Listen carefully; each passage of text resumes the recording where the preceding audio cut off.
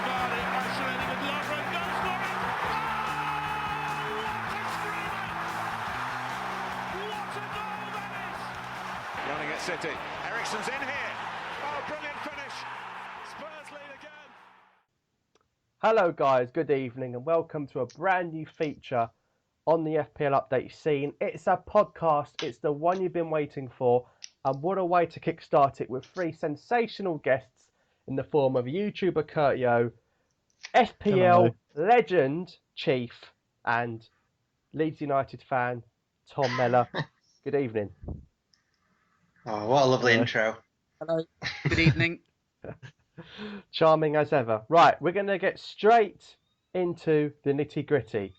Firmino and Sanchez both scored on the weekend.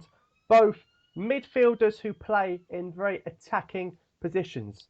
But who's better value, Kurt? It's got to be Firmino at the moment. I mean, Sanchez has been off the boil since about October, and Firmino, although I keep on thinking he's got to stop scoring at some point, I can't put him in my team. He keeps on scoring. He keeps on getting points, even with Sturridge coming back and taking his, false nine sort of spot. He still seems to be bringing points out the bag, and I think it's about time I got him into my team, and others did as well. Would you go along with that, Chief? Yeah, absolutely. Look, there's no denying that Firmino's been in sensational form since the start of 2016. Like with Sanchez, he's just been awful. As Kurt alluded there, he's only had one goal since mid-October. Having said that, if you look at the fixtures, by my count, Alexis has got the better run of games, with the only real difficult games being Everton away in game week 31 and Man City away in game week 37. But this industry, it's a form is key, class doesn't matter industry after all, and you really can't knock Firmino's stats there. He's really hot on form. He's got two upcoming double game weeks as well, and like Sanchez, he's got the out of position ability, being able to play as a striker, even though he's a midfielder in FPL. Long term, it has to be Firmino, more so on the two double game weeks and the form. But Tom, could you make a case for Sanchez because Arsenal are fighting for the title, whilst Liverpool seem to be in mid-table mediocrity? I'm not sure. I mean, I'm all about Firmino on this one, to be honest. I think Sanchez, although he's been injured mid-season, he's been a bit underwhelming. I think Ozil's took his limelight this season. I'm all about Firmino this season, to be honest, because I saw a Sky graphic earlier and it said that he's been involved more than any other Premier League player in any goals, with 7 goals and 4 assists. And the good thing about using Firmino is that Klopp's side can score against any team, whether it's higher in the table or lower. I mean, they smashed 3 past Man City. I mean, they got 3 past Arsenal, 2 past Chelsea. So, I think Firmino. So as I alluded to, both of those footballers scored at the weekend with differing results for their teams. But looking at game week 29 overall, how did it pan out for you, Kurt? Relatively well. Probably one of my better game weeks since I let my girlfriend choose a team, which says how much my form has been poor.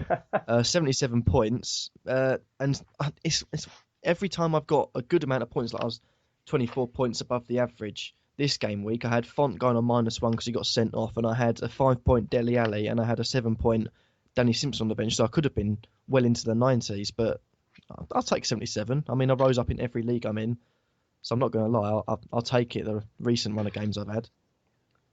Chief, were you surprised by the amount of high-scoring teams, considering there's a very small game week coming up? Yes and no. Yes, in the sense that if you look at the players that performed well, it actually was the high ownership players, and I define high ownership in FPL being 20% or more. So Dimitri Payet did well, Aguero did well, and others of that ilk did quite well. So in that respect, I'm not too surprised.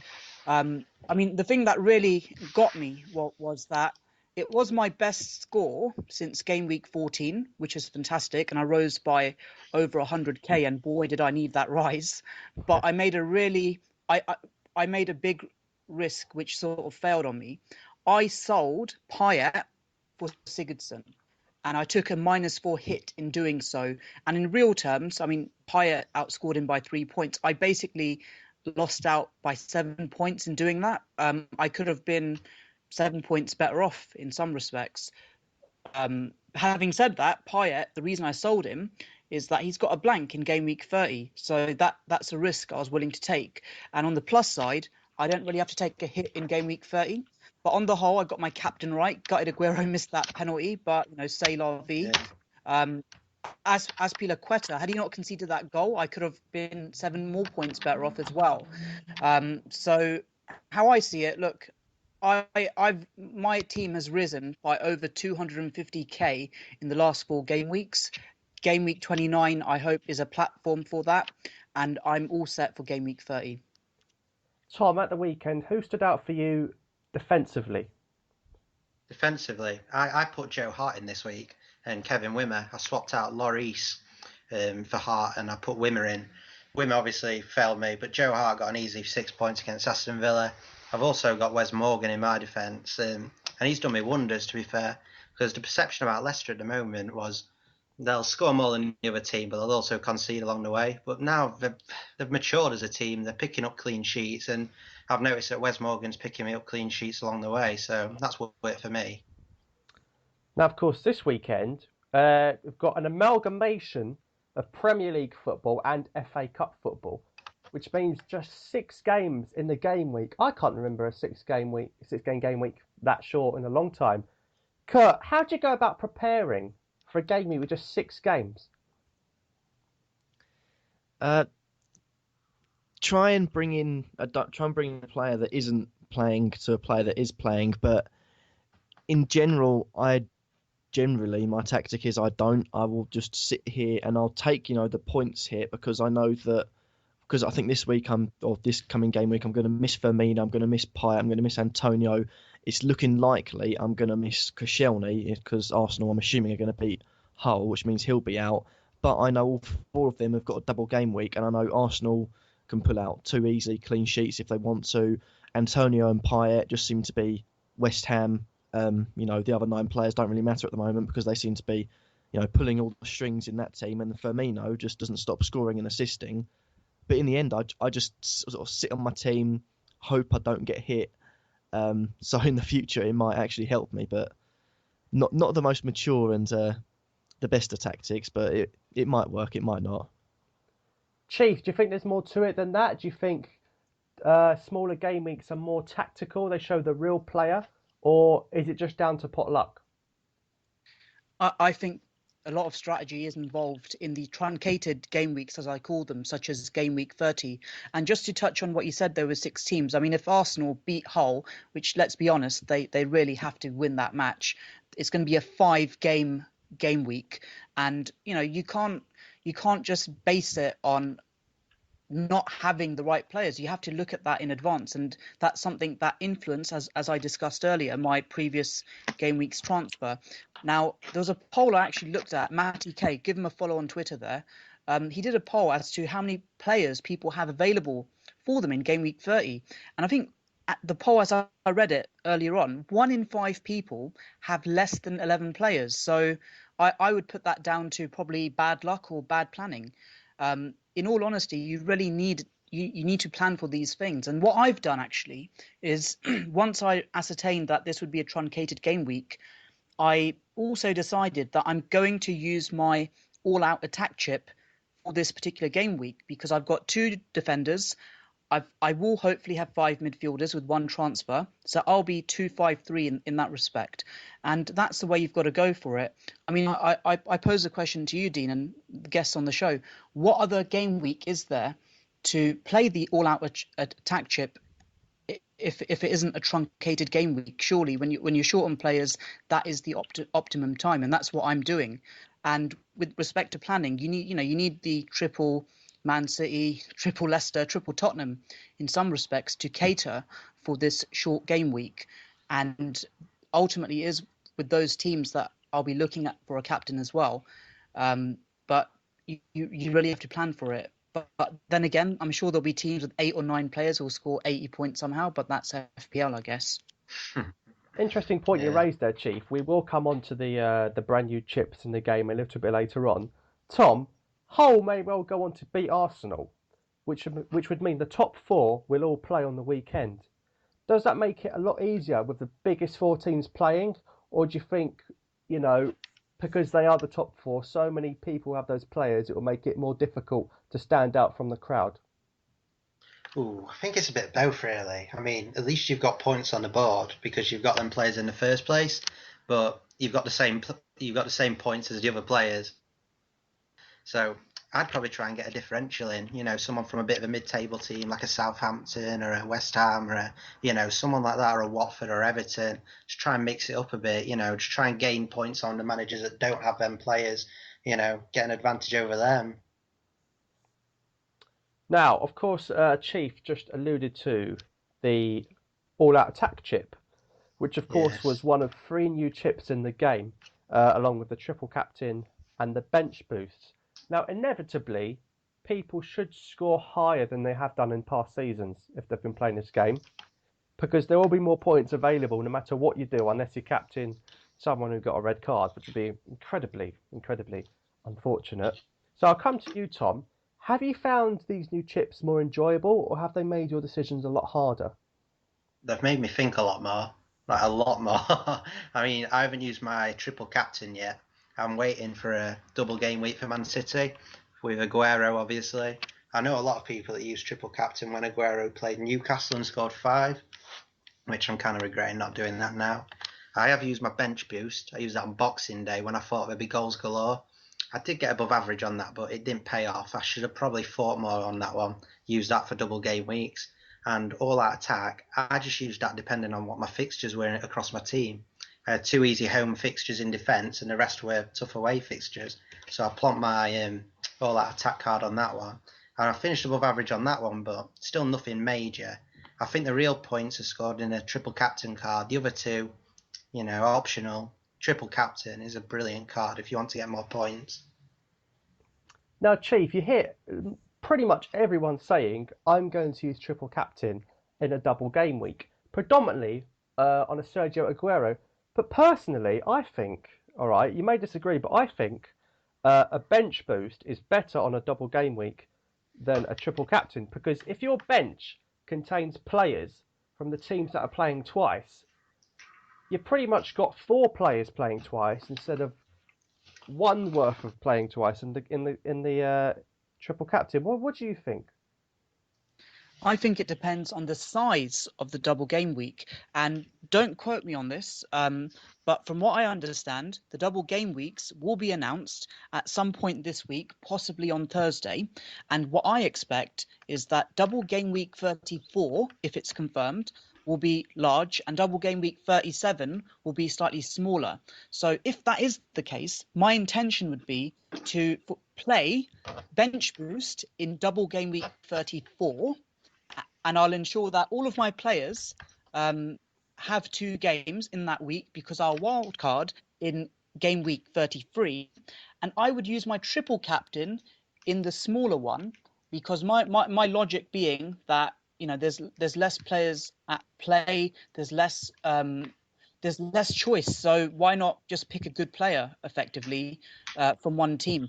For me, that makes sense. Small double game week, triple captain, massive double game week, bench boost, wild card the week before, and you can't go wrong, I hope. And speaking of large scores in double game weeks, I scored 173 points in double game week 31 in the 2013-2014 season, and I'm adamant there'll be some canny people out this season who'll score 200, 220 What? plus the bench boost. Quote me on that. That is Dean, you can outrageous. quote me on that. It will happen. I'm absolutely certain there'll be some mega scores in double game week 34 if it takes place. This is recorded, so I'll either have egg on my face or I've said something correct there.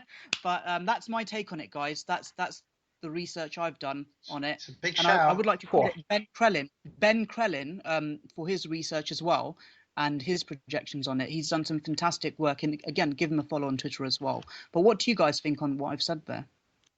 I think it's fascinating, Chief, especially when it comes along and everyone gets 35. It's going to be really good to to look back on it. Kurt, the triple captain, how much of a headache is it giving you?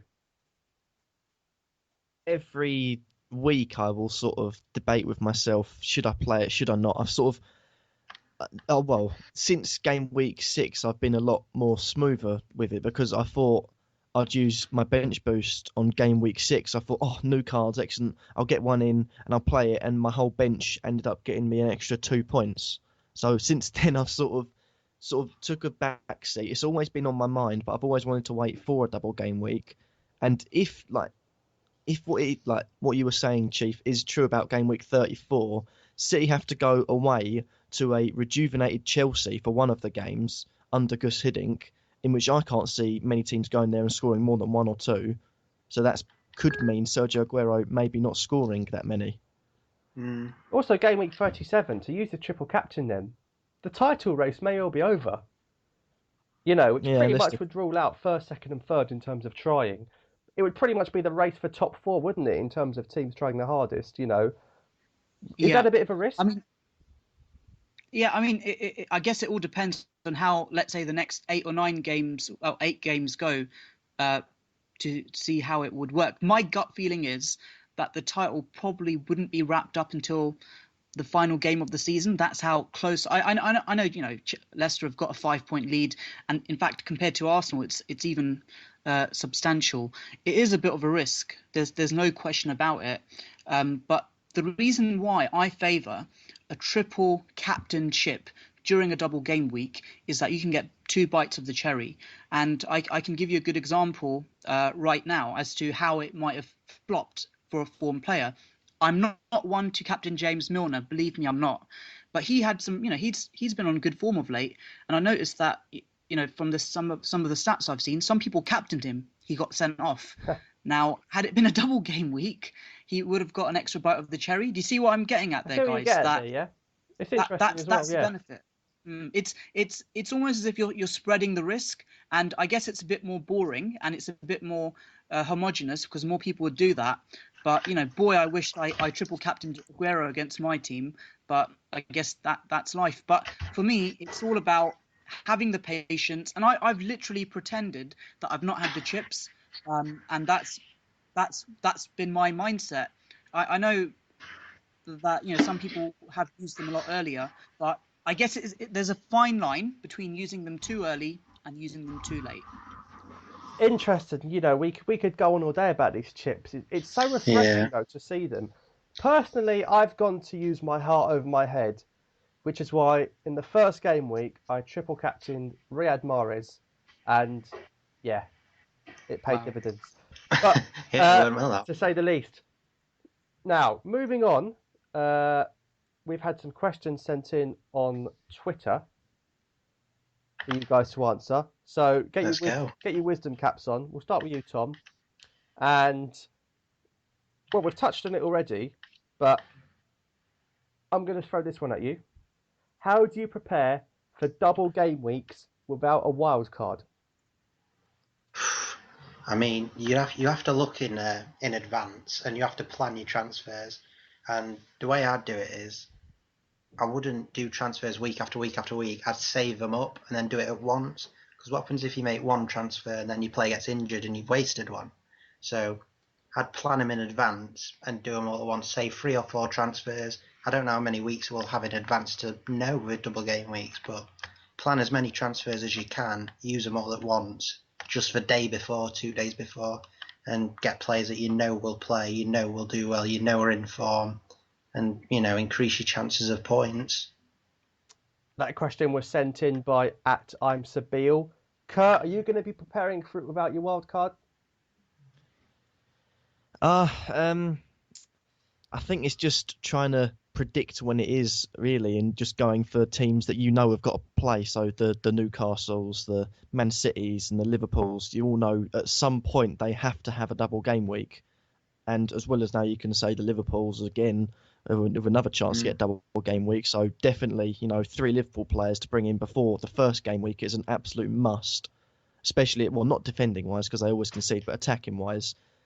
But generally just try and don't so hell-bent into that minus 16 points on transfers like each week. No. Just plan it one by one and just sort of sit back and do it one by one. Players that you know, or just say you've got a Bournemouth defender playing away against City, you know they're not going to get a clean sheet. Get them out, bring in a defender who's got a double game week, who you know might get 2 clean sheets and could get you big scores, basically.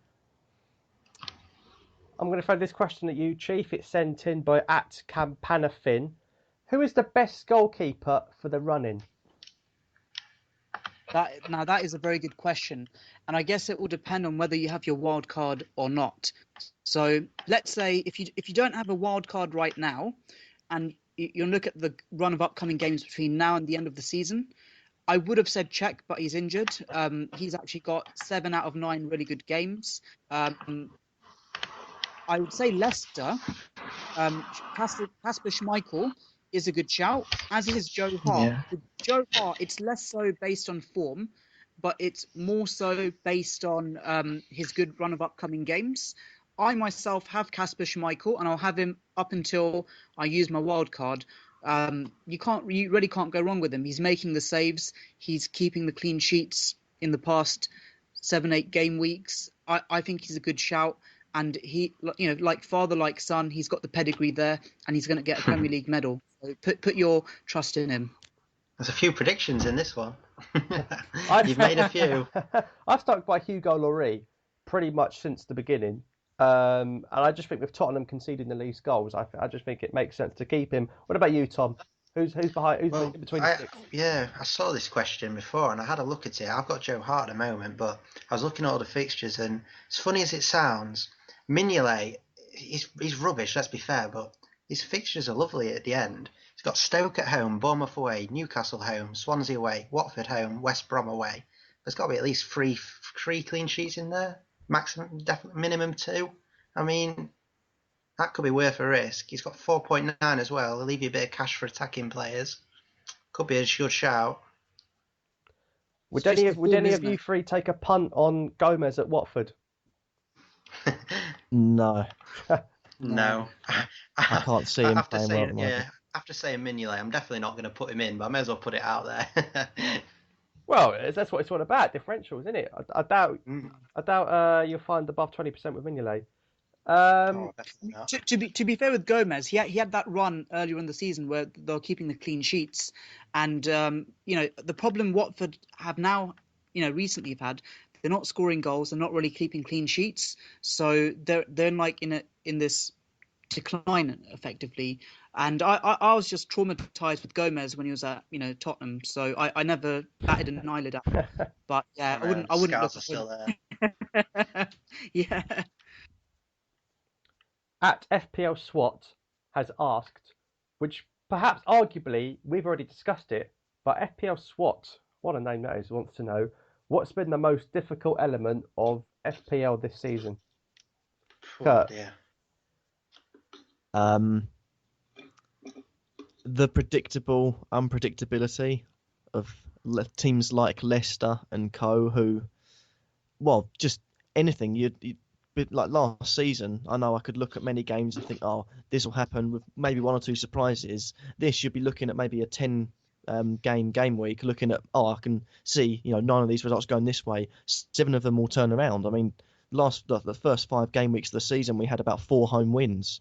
The season has just been so unpredictable. Good for viewing, not for trying to get things right on FPL. And it's just how mental the season has been with so many upsets, and the fact that 60 points last season would not have got you top of the league at the moment at this point in the season.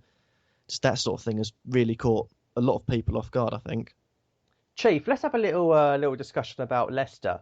Have we been too naive about Leicester, considering how well they finished the season last season and the amount of games they won, particularly from February onwards? Have we been too naive to simply expect them to be in another relegation scrap, considering the pedigree of manager they brought in? I think so, Dean. We have been totally naive. If the Premier League was a league that was between April and Feb, they would be Premier League champions by a cricket mile. One thing with Ranieri is though, one thing I was concerned when when they got him, he's not won a proper trophy since 1999. That was in the last millennium. He's really not done that well since he left Chelsea. And I didn't really expect him to carry on that momentum that Pearson, effectively propelled Leicester to at the end of last season. And truth be told, we just thought it was too good to be true with Vardy and Mahrez, or Vares as they're known. And for me personally, that's lovely. but yeah, goes lovely off the tip of the tongue, doesn't it? I mean, for me personally, game week 30 in previous seasons, I'd be ranked top 20k very easily by now. I've not even been ranked higher than 449k throughout the whole of the season. And in many respects, it's because people like myself haven't trusted Leicester, haven't trusted their players. The fact is, they're top of the Premier League by 5 points. They've got a fantastic winning combination there. They're going to make a movie called I won't finish the sentence. And, they're doing amazing. They're keeping clean sheets. They're scoring goals. What's not to like about them? You should have 3 Leicester players in your team. And it's just the fact that we go by, we just think they're a regional, provincial club. But, FPL as the Premier League, it's all about form. They're getting the wins. I think it's just the fact that we've got to get rid of this mirage that there's some rubbish team that finished bottom at Christmas. It's not like that anymore. This team will play in the Champions League next year alongside Real Madrid and Barcelona. There's no denying that will happen. So it's just a case of, tuning our reality and accepting that Leicester are an amazing team. And I'm sure that team will get dismantled next season or over the summer. But let's enjoy it while it lasts. Tom, when Jamie Vardy was scoring for fun, particularly at the start of the season, how many games in a row did he score in before you took the decision to put him in? I mean, I'd love to say that I had him already, but I'd be lying. I jumped on the bandwagon like everyone else. I think I put him in. I think there was away at West Brom when I put him in. Yeah. I don't know if that's fairly early. I can't really remember off the top of my head, but that's when I put him in. I had Mahrez in before then. I jumped on the bandwagon with Mahrez, of course, and I had Vardy as my captain every week until then. And then once Vardy stopped scoring, Lukaku was going to try and break his record. And that was quite entertaining. I had Lukaku every week as captain. I thought it'd be like Luis Suarez all over again. Wasn't that easy, but... I know. And now Mikel Antonio is going to break that record. Yeah, Anyway, did you get bias?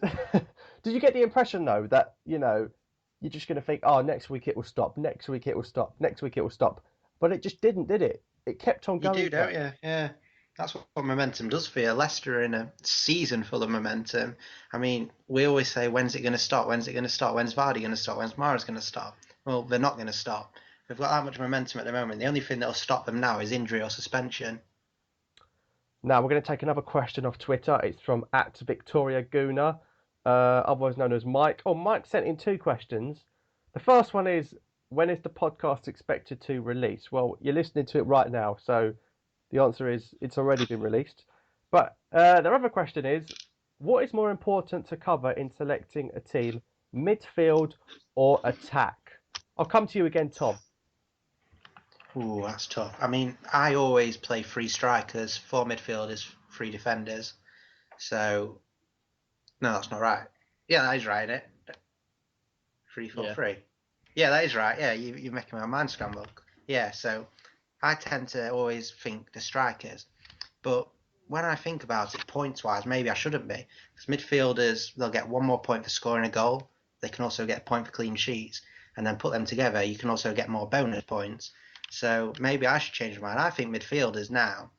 But then again, the striker position in FPL, it's more certain. You've got Vardy, Kane, Aguero, Lukaku. At least 2 of them strikers are going to score every week. So I think that position is more consistent, points-wise, midfielders. Chief, it's interesting looking at another question from @Buff3007, talking about quantity over quality or vice versa. You personally, when you look at the strongest squad in the league, you look at Man City, would you take having an Aguero over, let's say, a Company and a Torre. What's more appealing to you? Why not have all three? Like for me, ultimately, FPL is a game about points, and you look at this season and previous seasons. Ultimately, it is the midfielders and the forwards that score the most points. In fact, the top 6 point scorers so far this season, of the top 6, 4 are forwards. So for me, if it means getting Aguero and losing out on a premium defender, so be it. You can have a pound shop defense.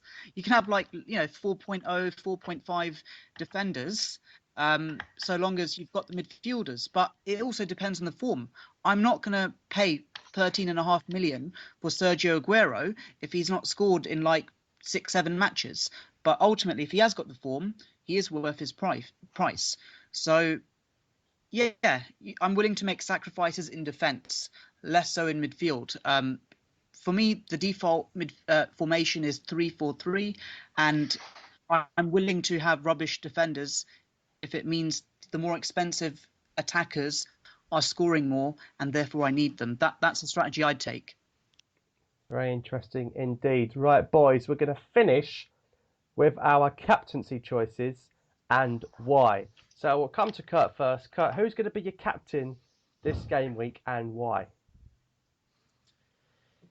Well, I think as I've got less than 11 players, the team picks itself. As far as captaincy goes, I'm looking at I've got 2 picks. Or I'd say actually 3 picks. You've got Mahrez at home to Newcastle, but I think Newcastle might just try and fight for that, so it'll be harder for Leicester. And they have shown in recent weeks they're not scoring as many as the likes of Harry Kane, who goes away to Aston Villa, and that looks like an almost certain point scoring round for him. And I've also got Sergio Aguero, who's going away to Norwich, so probably Kane or Aguero. I might end up going with Aguero just because I think he's more nailed on to score rather than Kane, but no, Aguero easily going to score points this week. Aguero for Kurt there. Chief, is Aguero the obvious choice? I'd say not necessarily. The reason being, you've got Man City are playing Norwich, while Tottenham are playing Aston Villa, Swansea are playing Bournemouth, and Leicester are playing Newcastle. From that mix, I think the viable candidates could be Mahrez, could be Vardy, could be Aguero, Kane, or even Sigurdsson. And whilst I gave the armband to Aguero in game week 29, I have to factor in that he has got Champions League football coming up, and Harry Kane will have some Europa League football coming up. I might opt for a captain from Leicester, and it might be Mahrez or Vardy. In fact, I was on the Fantasy Football Fix website earlier today, and I saw Vardy was projected to score a good number of points from all the other available players. So I might even opt for Vardy. But in all likelihood, it will probably be a Leicester player, purely because they've got no cup distractions, they've got no European distractions, and it's Monday Night Football. And boy, do I love a Monday Night Football captain. He loves it. Chief absolutely loves it on a Monday night. What about you, Tom? Do you love Monday nights? Are you picking someone from the weekend? I've gone for Jamie Vardy myself. So, of course, Monday nights. Jamie Vardy, the reason I picked him is I've just got in my head Troy Deeney and Ighalo running past Newcastle's defence, Aguero doing it, Costa doing it, even Charlie Daniels, the Bournemouth defender, doing it. I mean, Vardy's going to have a field day against Newcastle's defence. I think he's going to get in behind at least 5 times. And, that's what he does. That's what he loves. Yeah, I mean, that's a compliment, to be fair. I can Not see him if you're a scoring Newcastle United one. fan, though. Yeah, exactly. That's true. I can see Vardy scoring at least once, and the assists are there. I mean, he's picked up a few assists recently, although he has been a bit dry on the goals. But I can just see him running in behind that defence so many times, that injured defence as well they've got, under so much pressure. That's why I've got Vardy. Very interesting indeed. So, assuming Chief may pick Mahrez, you've all gone for different choices there. Interesting. Personally, I rule out Kane purely because I think Tottenham go to Dortmund on the Thursday night, and I think Kane will start. I think Kane will start in Germany, and he's got his dodgy nose, isn't he? So I don't think he'll be at his best. Yeah. Looking at my team, if Arsenal go out the cup, I'm going to captain Mesut Ozil. I just think he's going to pick pockets against West Brom's 4 centre-back defence. who are all about, who can't run as fast as a Yeah. snail. That's true. But Riyad Mahrez, looking at that goal he scored against Watford, you click your fingers and the Back up. ball's in the back of the net. Do you know what I mean? At any time he can turn it on, up a level, up 2 levels, up 7 levels. So Yeah. Mahrez, I think, is the player you have to go for. But this concludes the first ever FPL Updates podcast. Be sure to give us some feedback on Twitter, what you liked, what you'd like to see more of, how much of a legend I am, all of that good stuff. My big thanks to Kurt Yo. Kurt's got a YouTube channel. You can check it out, youtube.com/Kurt Yo. You got Chief. You can follow him on Twitter, FPL Hints. And you've got Tom, who you can follow on Twitter, @MelaFootball. Boys, it's been a pleasure. Thanks for coming on. Thank you Thank you very for having me. much. It's been a Thank pleasure. you.